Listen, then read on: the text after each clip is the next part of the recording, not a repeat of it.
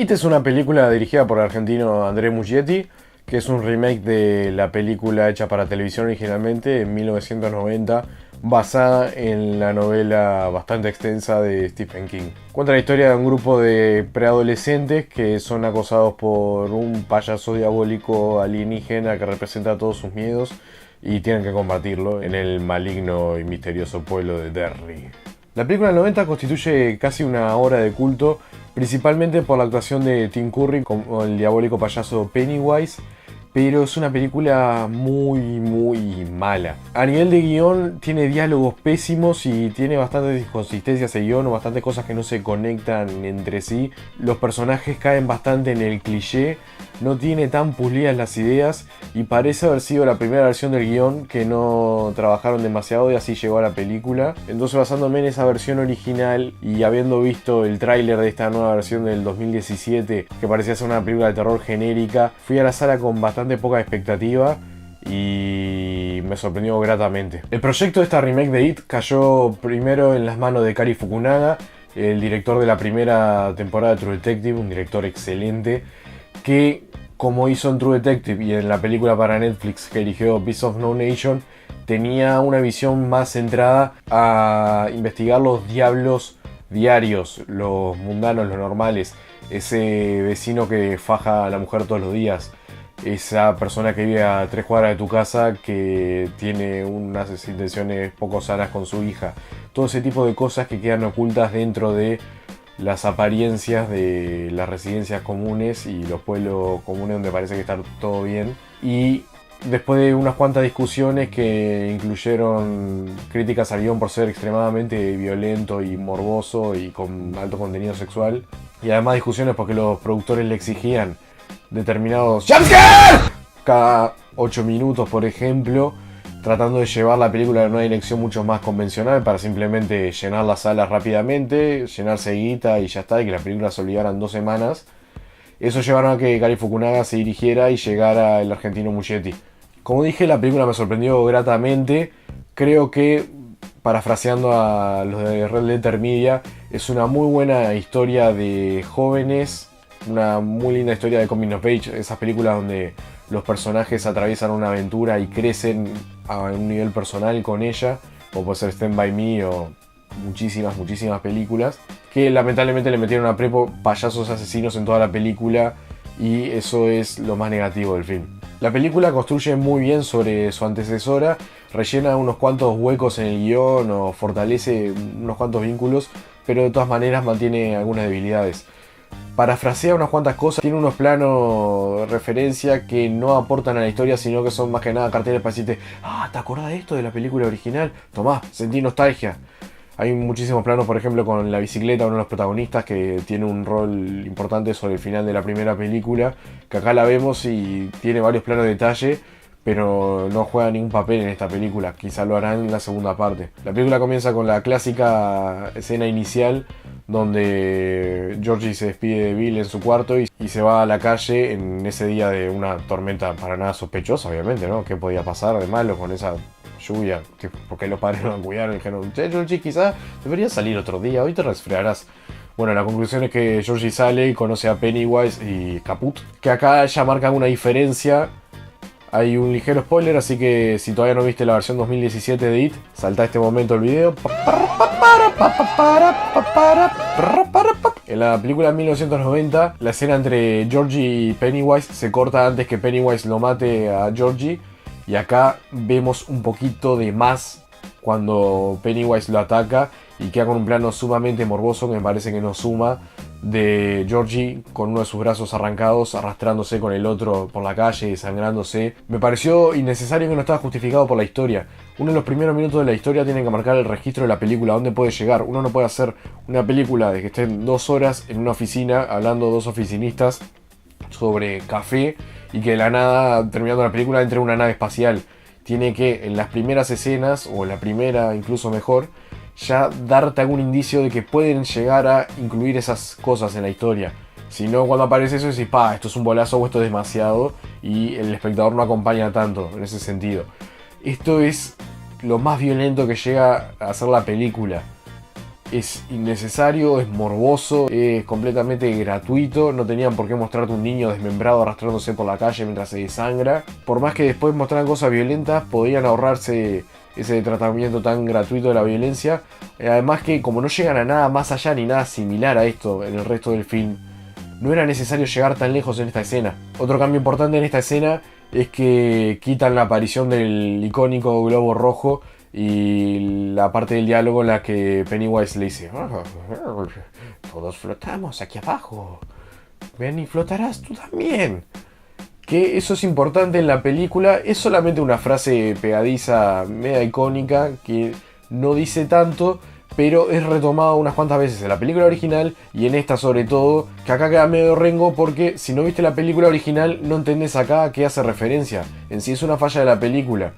Pennywise tendría que estar haciendo referencia a lo que se dice en esta primera escena, pero no lo dice, entonces está haciendo referencia a algo que no se dijo y es un defecto del film. La película desarrolla bastante durante el primer acto lo que es el backstory de los personajes. Cada uno de los personajes tiene unos temas salados, todos con sus padres. Y la película trata de eso. Es lo que sería el mensaje de la película es que uno tiene que afrontar los miedos, que en la etapa de desarrollo no tiene que crecer con miedo, porque si no después se lo va a transmitir a sus hijos, a todas las personas que críe, y se va a seguir repitiendo cíclicamente ese ciclo de miedo, terror, impotencia y demás.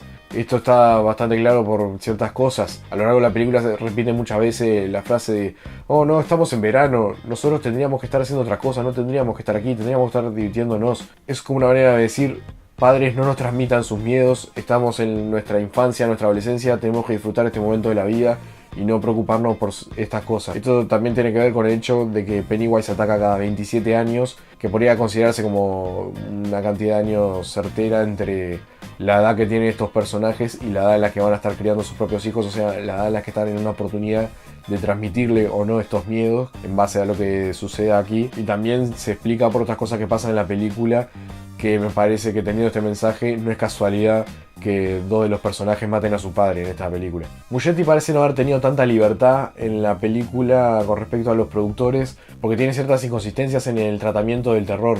Muschietti parafrasea muchas cosas de la historia del cine de terror, pero le falta sutileza. Todo sucede de maneras grandilocuentes. La escena parafraseada de la primera, cuando se revienta un globo de sangre en el baño de Beverly, no es una manchita de sangre que es muy inquietante y perversa de por sí, sino que son chorros y chorros de sangre para todas partes. Y así es todo, cada una de las cosas que pasa con tremendo ruido, como para que eso te asuste, como si la imagen y lo que está sucediendo no fuera suficiente para asustarte. Además que los jumpscares están bastante mal manejados. Son jumpscares de los más tradicionales. Si viste 2 o 3 películas de terror en tu vida, acá vas a saber exactamente en qué momentos asustarte y en qué momentos no, porque van como que subiendo.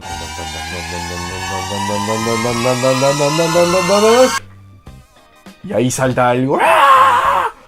Cuando muchas películas, ya sabiendo que el público se acostumbró a ese tipo de jumpscares, retrasan bastante el grito final y ahí te genera esa incertidumbre de vos no saber en qué momento va a saltar o no, y eso te hace otra experiencia en la película que acá no sucede. Con el terror también creo que muestran un poquito por demás a Pennywise, por algunos momentos queda un poco mal parado, que en este tipo de cosas siempre conviene mostrarlo menos al personaje. El terror crece a un nivel psicológico dentro de la mente del espectador en base a las pocas cosas que vos lo tenés que ir mostrando. No tenés que pasarte de más porque si no caes en el riesgo de caer en el absurdo. Uno de los directores más innovadores de la historia, Jacques Tourneur, era un director francés de la década del 40 que hacía películas de terror de muy bajo presupuesto, con historias muy pedorras, como es esta, porque o sea, es un payaso diabólico enviado del espacio. Pese a eso hacía muy buenas películas que metía elementos de política, elementos de inmigración, elementos de racismo y de todo tipo. Y ya que no tenía casi presupuesto para hacer las películas, manejaba muchísimo las sombras, lo que el espectador se podía imaginar más de lo que el espectador podía ver. Eso se puede trasladar también a la década del 70, cuando Steven Spielberg, el joven Steven Spielberg, hace su primer gran éxito comercial, que es Tiburón. Ahí el mayor mérito es de Thelma Schoonmaker, que es una de las mejores editoras de la historia, por lo menos las que más relevancia han tenido en la historia del cine. Que Spielberg, habiendo invertido tanta plata en el diseño del robot del tiburón, quería meterlo lo más que pudiera en la película. Decía, pa, porque este robot se puede mover para acá y para allá y que se ve resarpado. Y Thelma le dijo, no, ponelo poquito, que no lo vean tanto, si no vas a quedar en el ridículo, haceme caso. Y bueno, tiburón es tiburón, en definitiva, ya todos sabemos. Acá muestran demasiado Pennywise y podría haberse reducido un poco más sus apariciones para que el impacto fuera incluso mayor. Pennywise, el payaso bailarín, es una representación de los miedos porque aparentemente tiene el poder de meterse en la mente de cada uno de los niños, atacándolo, representando sus peores miedos. Entonces el director enfrenta eso como una representación del miedo en general. No hay nada más genérico que eso a la hora de enfocar una película de terror. Entonces él se nutre de pila de cosas que ya se han hecho para incorporarlas a la película. Tiene elementos de ataque, por decirlo de alguna manera, tomados de Alien, por ejemplo, porque hay partes en las que Pennywise entra a abrir la boca y se le entran a salir como una segunda boca llena de dientes de adentro, al igual que Alien. También hay un momento, una escena en el baño, donde una mata de pelo gigantesca atrapa a un personaje y lo entra a cinchar hacia el baño, bastante similar a lo que pasa en la película de terror japonesa o coreana, creo que era, El Grito, y así pila de cosas que al comienzo me parecieron un robo a mano armada, pero después, comprendiéndolo como una representación del terror, me pareció bastante interesante que el director se basara en esas cosas, se parara en eso para hacer su película. Es una manera de incorporar la cinefilia a su film y eso lo respeto mucho. De Alien también toma algunos elementos de la imaginería sexual. Alien tiene representaciones sexuales por todas partes. One thing that people are all disturbed about is sex. Everybody is always all in a knot about sex. I said, that's how I'm going to attack the audience. I'm going to attack them sexually. And I'm not going to go after the women in the audience. I'm going to attack the men. And I'm going to put in every image I can think of that I know will make the men in the audience cross their legs. Homosexual oral rape. Birth. The thing lays its eggs down your throat. The whole number. Aquí, por ejemplo, en el encuentro entre Pennywise y Beverly, Pennywise le va abriendo la boca y se forma como una vagina en su boca, que es una referencia a todo el terror sexual que tiene ella por los dramas que tiene esa relación bastante tóxica con su padre. Muy fino yo diciendo vagina.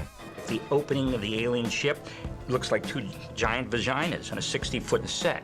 We built that set, it wasn't a miniature. Siguiendo con el terror y evitando hablar de mi ex, no me gustó para nada el diseño de sonido en esta película. Es lo que hacía que los sustos fueran previsibles, es lo que generaba cierta molestia porque te hacían saltar y te hacían poner incómodo, no por lo que estuviera pasando en la pantalla, sino porque el volumen estaba altísimo en esas partes y es como que no se tuviera demasiado fe, o mi sospecha es que los productores se lo imponían que así fuera. Las escenas más perturbadoras de la historia del cine me parece que justamente son todo lo contrario. Estoy pensando en la escena de Alien, cuando están casi un minuto buscando al alien con el lanzallamas y lo van viendo por el radar y lo único que sentís es ¡pip! ¡pip! ¡pip! Oh God, it's moving right towards you. O muchísimas cosas de David Lynch, donde tenés solamente un sonido de fondo y planos larguísimos con pocas acciones sucediendo, que va revolviendo muchas cosas en tu interior.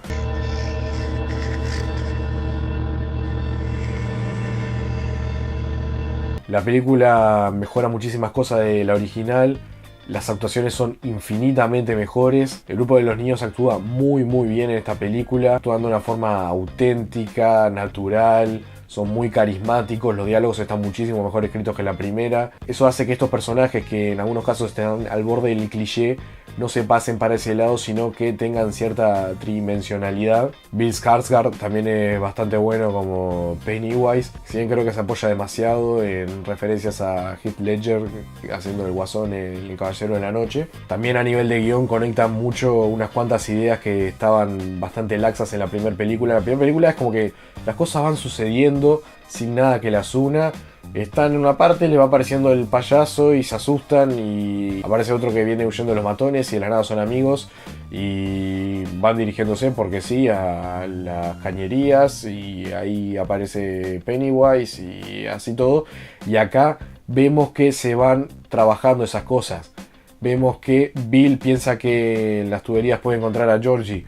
Vemos que el otro gordito piensa que Pennywise se encuentra en ese lugar de las tuberías porque es donde confluyen las tuberías de toda la ciudad. Se van trabajando ciertas cosas y queda un guión mucho más sólido. Más allá del mensaje que ya mencioné sobre la relación de los miedos con los adultos y todo lo que se brinda en esta película, también es muy bueno cómo logra dar ese mensaje de unión de los jóvenes sin que sea como un capítulo de Dora la Exploradora. No es que todos terminan abrazados diciendo, oh, pudimos vencer el mal gracias a que nos mantuvimos unidos como amigos. Te da ese mensaje, pero te lo da la historia, no te lo dicen los personajes. No lo hace de una forma forzada, sino que se da con completa naturalidad. Si bien en un momento cae un poquito lo explícito, me pareció muy bien logrado eso, y así es cuando el mensaje llega al espectador, no cuando se lo das con una cuchara como, tenés que sentir esto e interpretar esto. Hay unas imágenes bastante interesantes y creativas en la película que no son tanto cosas que se le ocurrieron que estaban copadas, sino que vos vas viendo que algunas de las cosas que se representan tienen su referencia a la historia de los personajes. Estoy pensando, por ejemplo, en el primer encuentro con Pennywise que tiene el niño negro. No es solamente algo que te da mucho miedo y muy atractivo visualmente, sino que vos después entendés por qué él estaba viendo eso, por qué era eso lo que lo aterraba. Así con el judío, así con el otro y muchísimas cosas que se van entrelazando. Lo que me pareció que podrían haber mejorado sería haberle dado cierta lógica o causalidad a cada una de las apariciones de Pennywise para hacer más sólido todavía el mensaje. Que Pennywise, por ejemplo, apareciera cada vez que a Beverly se le arrimaba el padre de una manera no apropiada. Que le apareciera el matón cada vez que el padre agarraba un arma o amenazaba con usar la violencia de alguna manera.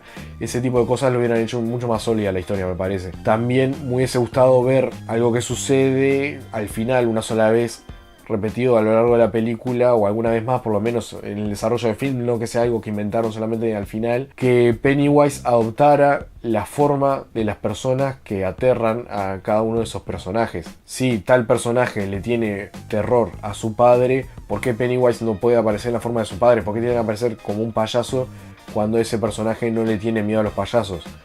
Ese tipo de cosas me parece que también tiene que ver un poco con, no sé si es que o Muschietti no tenía las ideas tan claras en ese momento, estaba un poco indeciso, o era imposición de los productores, o estaba obligado a respetar esas cosas del material original.